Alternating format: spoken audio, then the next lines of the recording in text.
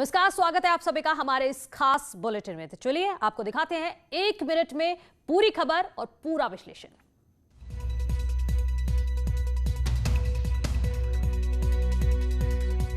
किसान सम्मान निधि के तहत पीएम मोदी ने किसानों के खाते में 7वीं किश्त भेजी। जब पीएम मोदी देश भर के किसानों को संबोधित कर रहे थे, तभी किसानों के मोबाइल पर बैंक के मैसेज भी आ रहे थे। पीएम मोदी एक और किसानों को समृद्ध बनाने के लिए उनसे संवाद कर रहे थे, वहीं दूसरी ओर मैसेज आने से किसानों के हौसले और भी बुलंद हो रहे थे। तस्वीरें देखिए, किसानों के खातों में 2000 की राशि आते ही किसानों के चेहरे खिल उठे। ये तस्वीर है प्रयागराज की, जहाँ पीएम मोदी की योजना से किसानों के खातों में सीधे तौर पर रुपए जा रही हैं।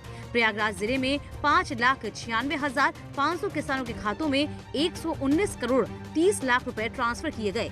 मेरे खाते में भी मोबाइल मैसेज में आया है 2000 रुपये आया है। ये छठवीं है। छठवीं किस्त आई है आपके पास। कृषि सुधार कानून के विरोध में हो रहे किसान आंदोलन के बीच पीएम मोदी ने देश के किसानों को बड़ी सौगात दी। किसान सम्मान निधि योजना के तहत आज 9 करोड़ किसानों के खाते में करीब 18,000 करोड़ रुपए ट्रांसफर किया।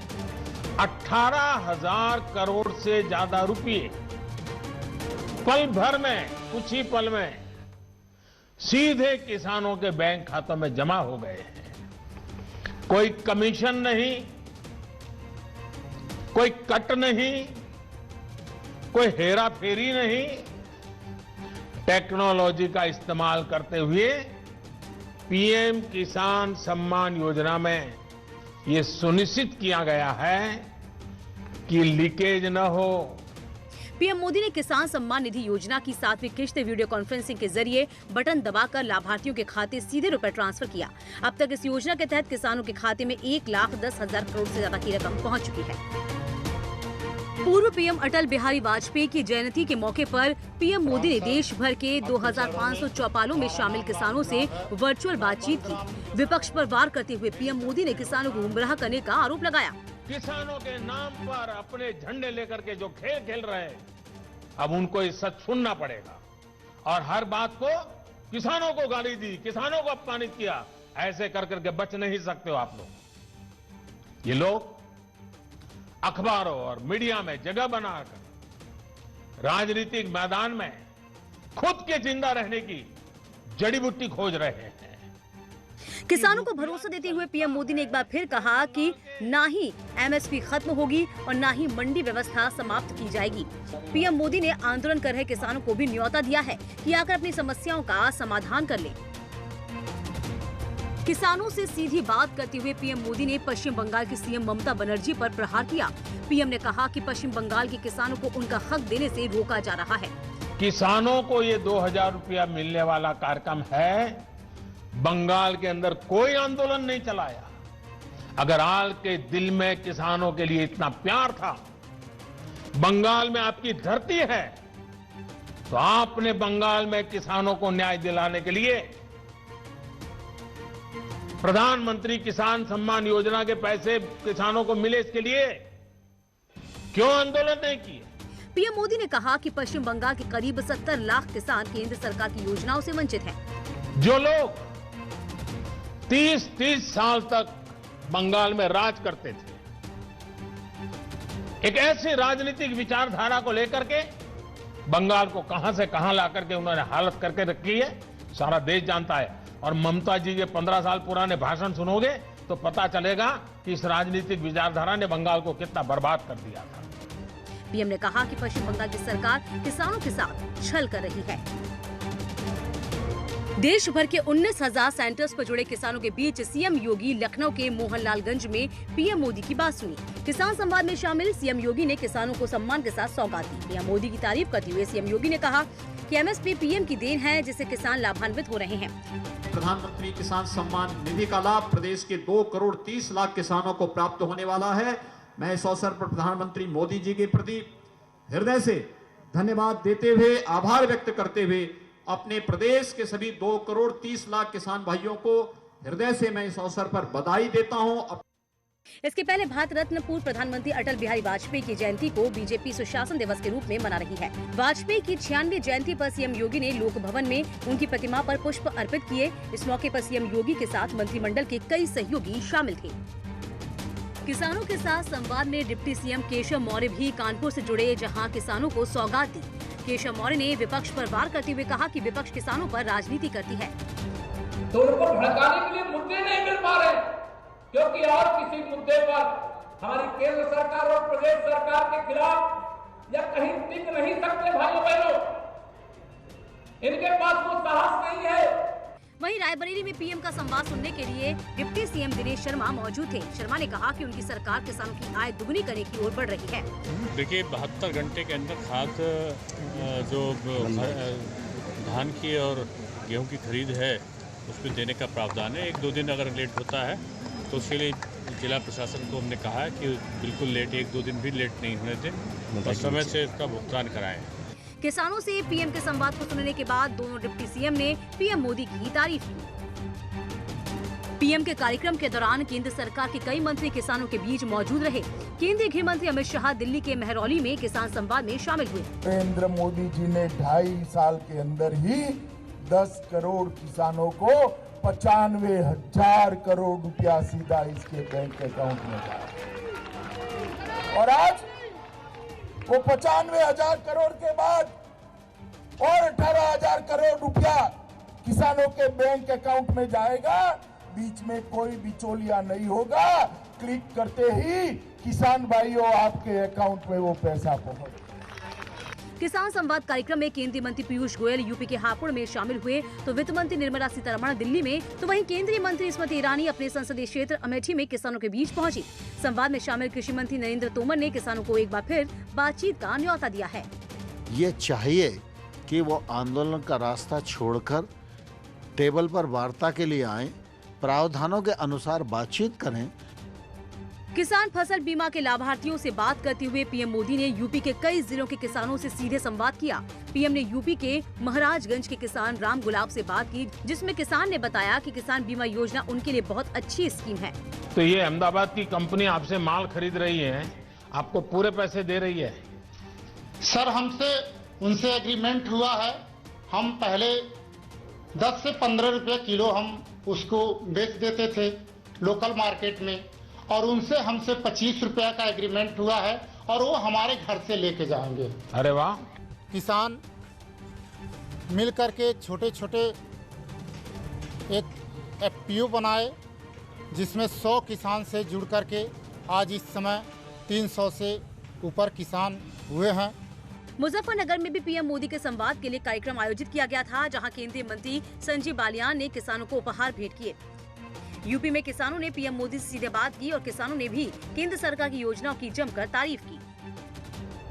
उधम सिंह नगर के बाजपुर में किसान आंदोलन के नाम पर जमकर हंगामा हुआ। दिल्ली की ओर कूच करने के नाम पर किसानों ने पुलिस की बैरिकेडिंग पर ट्रैक्टर चढ़ा दिया, जिसमें कई पुलिस वाले घायल हो गए।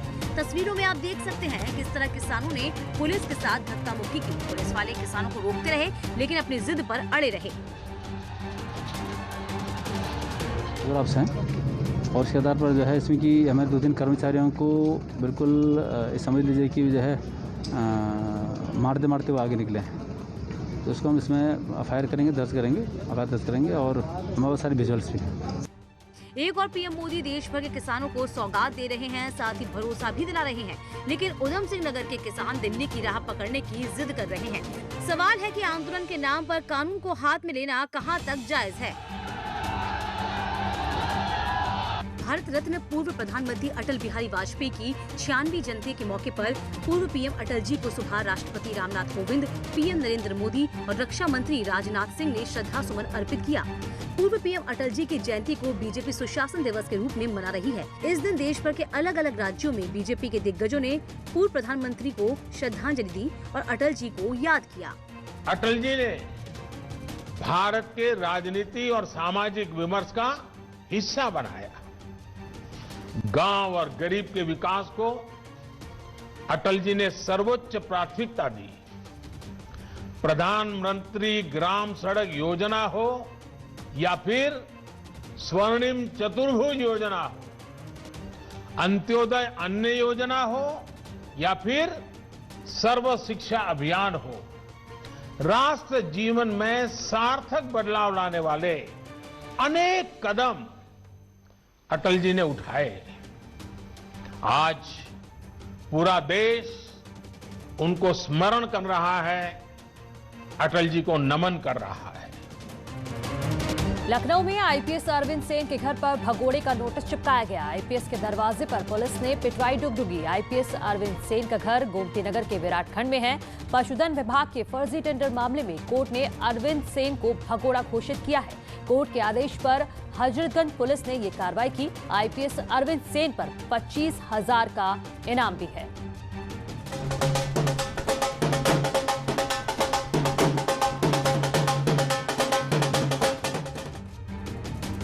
मुजफ्फरनगर में एनकाउंटर हुआ है। मीरपुर इलाके में मुठभेड़ हुई, जिसमें गोली लगने से एक इनामी बदमाश घायल हो गया। बदमाश के कब्जे से तमंचा और बाइक जब्त की गई है। घायल बदमाश पर कई केस दर्ज है। पकड़ा गया बदमाश पश्चिमी यूपी का वांटेड बदमाश बताया जा रहा है। मुजफ्फरनगर पुलिस लंबे समय से इसकी तलाश कर रही थी। मीरापुर पुलिस द्वारा जो है चेकिंग की जा रही थी, टूटी पुलिया पर चेकिंग की जा रही थी। रामराज की तरफ से 2 संदिग्ध व्यक्ति मोटरसाइकिल पे आ रहे थे। उनको रुकने का इशारा किया गया, लेकिन वो पुलिस पे जान से मारने की नीयत से फायर कर दिया। जवाबी कार्रवाई एक पुलिस मुठभेड़ हुई, जिसमें एक बदमाश घायल हुआ। इन व्यक्तियों का आपराधिक इतिहास पता किया गया तो लंबा चौड़ा आपराधिक इतिहास है। ये मेलनी जो है पशु तस्कर अपहरण के मुकदमे, और ये थाना गाजियाबाद में थाना लोनी बॉर्डर पड़ता है, वहाँ से ये वांछित चल रहा है। और इससे जो है एक पैशन मोटरसाइकिल, एक तमंचा 315 बोर और 2 जिंदा कारतूस, 2 खोखा कारतूस बरामद। यूपी में वर्ल्ड लेवल फिल्म सिटी पर काम शुरू हो चुका है। यूपी फिल्म विकास परिषद के अध्यक्ष राजू श्रीवास्तव ने कहा कि नोएडा में 10,000 करोड़ की लागत से फिल्म सिटी बनेगी। 3 साल में बनकर तैयार होने वाली फिल्म सिटी आधुनिक और विश्व स्तरीय होगी।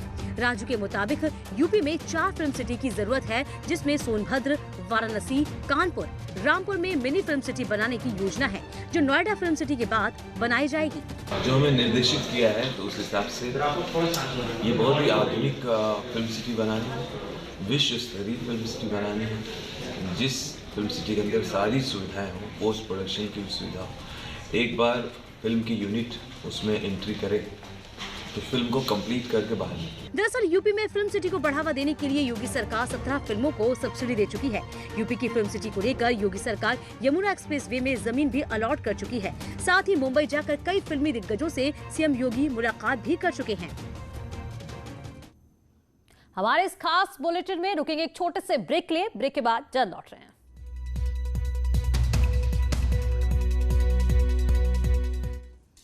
ब्रेक के बाद स्वागत है आप सभी का। चलिए एक बार फिर शुरू करते हैं खबरों का सिलसिला।